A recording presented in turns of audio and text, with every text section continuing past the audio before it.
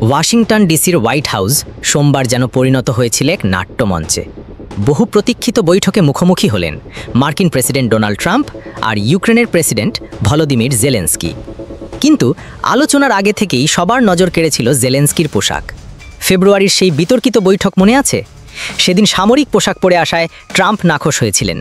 বৈঠকও শেষ হয়েছিল হঠাৎ করেই। দুপুরের খাবার ছাড়াই বেরিয়ে যেতে হয়েছিল ইউক্রেনের প্রেসিডেন্টকে। কিন্তু সোমবারের দৃশ্য ছিল একেবারেই ভিন্ন। সামরিক রূপ ছেড়ে জেলেনস্কি হাজির হলেন গম্ভীর অথচ পরিপাটি সাজে। সাংবাদিকদের প্রশংসায় মুখর হলো চারপাশ।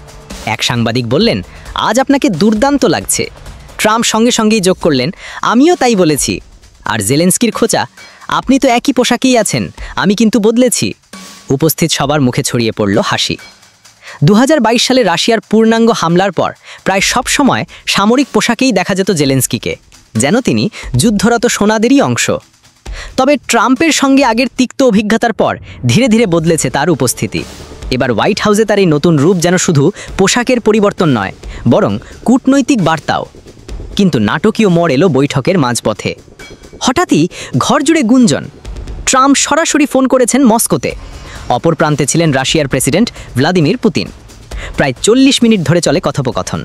আলোচনার মূল বিষয় যুদ্ধবিরতি। ট্রাম্পের এই হঠাৎ সিদ্ধান্তে বিস্মিত হয় ইউরোপীয় নেতারা।